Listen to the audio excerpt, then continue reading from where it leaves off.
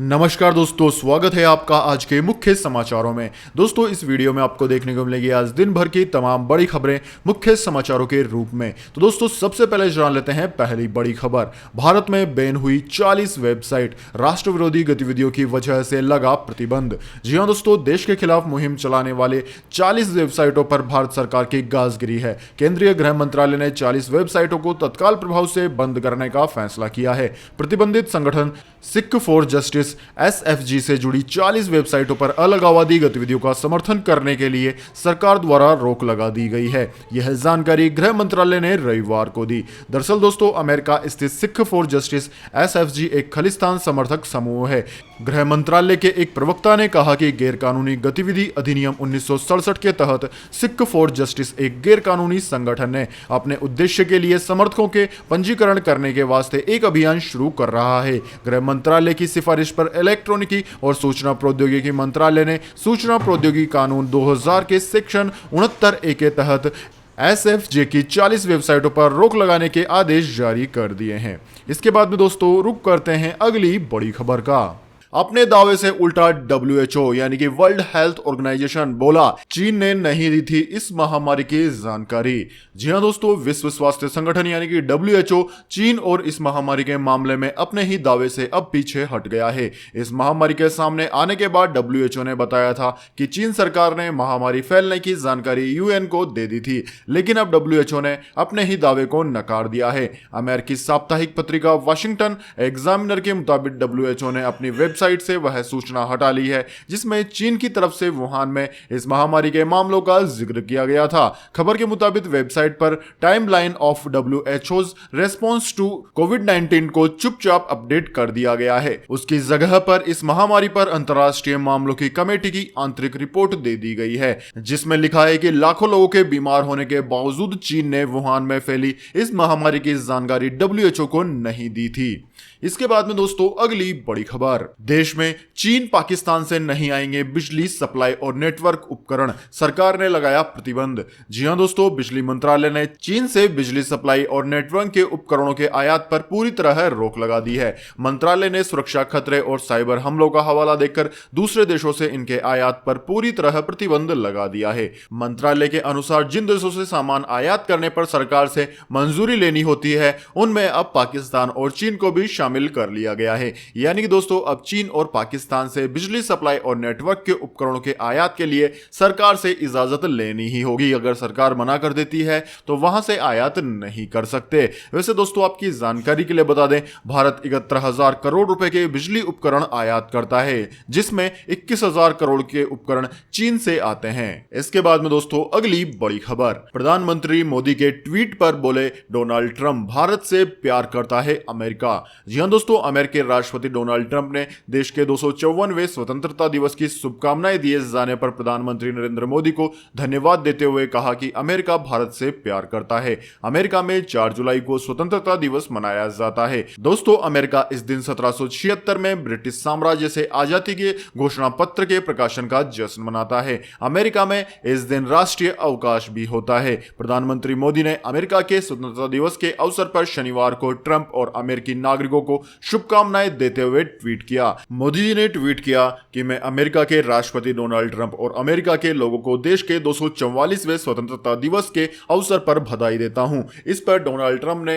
Retweet किया, धन्यवाद मेरे मित्र, अमेरिका भारत से प्यार करता है। दोस्तों, भारत और चाइना के बीच में चल रहे इस क्राइसिस के बीच में अमेरिका के साथ भारत की यह दोस्ती काफी काम आएगी। इसके बाद में दोस्तों अगली बड़ी खबर। विज्ञान मंत्रालय ने ICMR के दावे को काटा, कहा इस महामारी की वैक्सीन 2021 से पहले आने की कोई संभावना नहीं है। जी हां दोस्तों, भारत बायोटेक के इस महामारी वैक्सीन को 15 अगस्त तक लॉन्च किए जाने के दावे के बीच विज्ञान मंत्रालय ने कहा है कि कोई भी वैक्सीन 2021 से पहले उपलब्ध होने की संभावना नहीं है। विज्ञान और प्रौद्योगिकी मंत्रालय ने रविवार को कहा कि दुनिया में तैयार हो रहे 140 वैक्सीन में से 11 ह्यूमन ट्रायल फेज में पहुंच चुके हैं, लेकिन यह संभावना नहीं है कि उनमें से कोई भी अगले साल से पहले बड़े पैमाने पर उपयोग के लिए तैयार हो जाए। ह्यूमन ट्रायल फेज तक पहुंचे 11 वैक्सीन में से 2 भारतीय हैं। पहला आईसीएमआर के सहयोग से भारत बायोटेक ने तैयार किया है, तो दूसरा जायडस कैडिला ने विकसित किया है।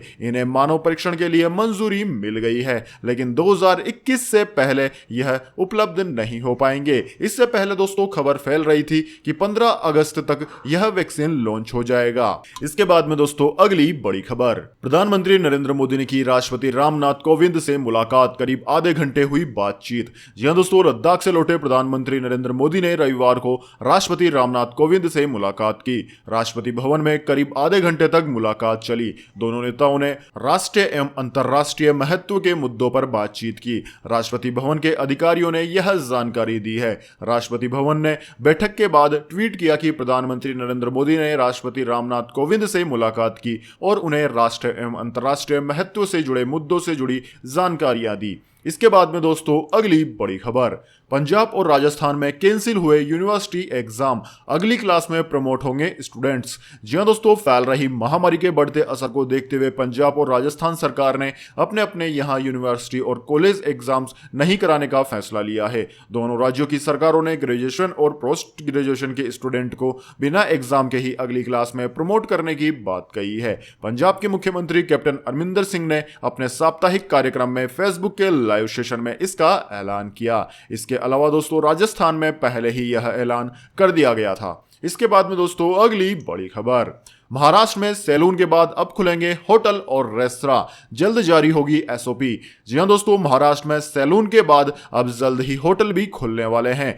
राज्य में होटल कब खुलेंगे, राज्य सरकार की ओर से जल्द ही इसकी जानकारी साझा कर दी जाएगी और इस संबंध में मानक संचालन प्रक्रिया यानी कि स्टैंडर्ड ऑपरेशंस प्रोसीड्यूर भी जारी कर दिया जाएगा। महाराष्ट्र के मुख्यमंत्री उद्धव ठाकरे ने रविवार को राज्य के होटल मालिकों के साथ बैठक की। मुख्यमंत्री ने रविवार को कहा कि राज्य में होटल एवं रेस्तरां फिर से खोले जाने के बारे में निर्णय मानक संचालन प्रक्रिया को अंतिम रूप दिए जाने के बाद लिया जाएगा। इसके बाद में दोस्तों अगली बड़ी खबर, मौसम समाचार, वेदर फोरकास्ट लाइव। मुंबई में भारी बारिश से जल भराव, मौसम विभाग ने जारी किया अलर्ट। जानिए क्या है देश का हाल।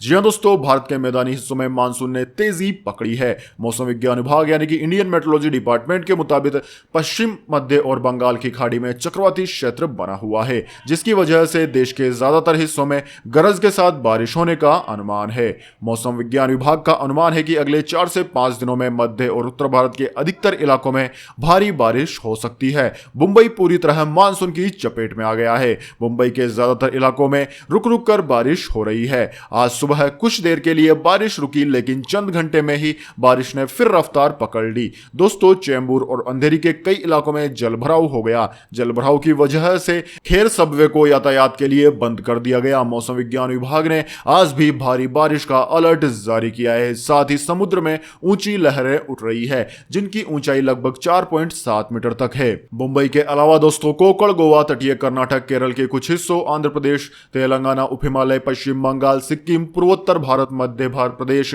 छत्तीसगढ़ और ओडिशा के कुछ हिस्सों में हल्की से मध्यम बारिश होने की मौसम विज्ञान विभाग ने चेतावनी दी है।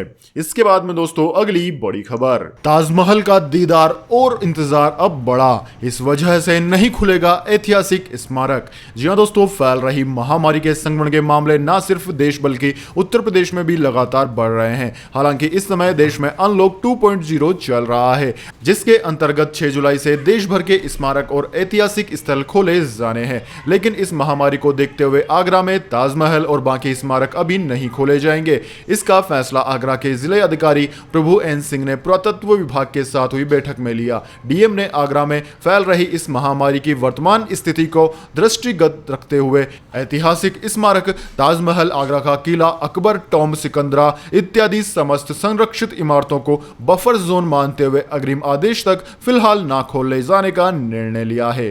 इसके बाद में दोस्तों अगली बड़ी खबर, दिल्ली सरकार को लगा झटका, यमुना किनारे से हटाया जा सकता है सबसे बड़ा बस डिपो। जी हां दोस्तों, यमुना की सफाई की निगरानी करने के लिए राष्ट्रीय हरित अधिकरण एनजीटी की तरफ से नियुक्त समिति ने दिल्ली परिवहन निगम डीटीसी से अनुशंसा की है कि मिलेनियम बस डिपो को यमुना किनारे से हस्तांतरित किया जाए। समिति ने यह भी कहा कि पर्यावरण के लिहाज से यह असुरक्षित है। यमुना निगरानी समिति में एनजीटी के सेवानिवृत्त विशेषज्ञ सदस्य बीएस सजवान और दिल्ली के पूर्व मुख्य सचिव शैलजा चंद्रा शामिल है। समिति ने एनजीटी को बताया है कि डीटीसी बिना आवश्यक अनुमति हासिल किए इसका संचालन कर रहा है और अपशिष्ट जल को नदी में छोड़ रहा है, जो कि बेहद ही दुर्भाग्यपूर्ण है। इसके बाद में दोस्तों अगली बड़ी खबर, सोशल मीडिया के जरिए भारत में पैसा भेज सकते हैं एनआरआई, बेहद आसान और सुरक्षित है तरीका। जी हां दोस्तों, आपने बिल्कुल सही सुना। अब आप सोशल मीडिया के जरिए भी पैसा भारत में भेज सकते हैं अगर आप किसी विदेश या दूसरे देश में रहते हैं। दरअसल दोस्तों, आईसीआईसी बैंक ने सोशल पे नाम से यह सेवा लॉन्च की है। फिलहाल यह सेवा मनी टू इंडिया नाम के बैंक ऐप पर मिल रही है। इस ऐप के जरिए एनआरआई अपने दोस्तों या फिर रिश्तेदारों को सीधे पैसा भेज सकते हैं। ग्राहकों को केवल M2I ऐप से एक सुरक्षित लिंक जनरेट करना होगा और इसे लाभार्थी के साथ अपने सोशल मीडिया प्रोफाइल या फिर बैंक विवरण जोड़ने के लिए ईमेल पर साझा करना होगा। यह लिंक 24 घंटे के लिए वैलिड होता है और प्रशासक द्वारा निर्धारित 4 अंकों के कोड के साथ सुरक्षित होता है। कोड को लाभार्थी के साथ साझा करना होगा, जो बैंक विवरण जोड़ने से पहले पास कोड को मान्य करता है। इस तरीके से एक आसान से प्रोसेस के माध्यम से दोस्तों आप किसी भी दूसरे देश से भारत में पैसा कर सकते हैं। इसके बाद में दोस्तों अगली बड़ी खबर, 6 जुलाई से खरीदें सस्ता सोना, नई रेट पर बेच रही है मोदी सरकार। जी हां दोस्तों, मोदी सरकार एक बार फिर आपके लिए 6 जुलाई से सस्ता सोना लेकर आ रही है। 10 जुलाई तक आपके पास सॉवरेन गोल्ड बॉन्ड में निवेश करने का बेहतरीन मौका होगा। सॉवरेन गोल्ड बॉन्ड में निवेशक को फिजिकल रूप में सोना नहीं मिलता है। यह फिजिकल गोल्ड की तुलना में अधिक सुरक्षित है। दोस्तों, इस वित्तीय वर्ष में यह चौथा मौका है जब सरकार सॉवरेन गोल्ड बॉन्ड जारी कर रही है। इससे पहले अप्रैल, मई और जून में भी गोल्ड बॉन्ड जारी किए गए थे और निवेशकों ने काफी रुचि दिखाई थी। दोस्तों, आपकी जानकारी के लिए बता दें, सोने के लिए यह साल अभूतपूर्व है। अब तक 20% से ज्यादा रिटर्न दे चुका है। अप्रैल जून तिमाही में यह पिछले 4 साल की तुलना में बेहतरीन रिटर्न देगा। इसलिए अगर आप भी सॉवरेन गोल्ड बॉन्ड में इन्वेस्ट करना चाहते हैं तो आपके पास 6 जुलाई से लेकर 10 जुलाई तक का मौका है। तो दोस्तों, यह थे आज के मुख्य समाचार। अगर दोस्तों वीडियो आपको पसंद आई है तो वीडियो को ज्यादा से ज्यादा लाइक और शेयर करें। धन्यवाद। वंदे मातरम। जय हिंद।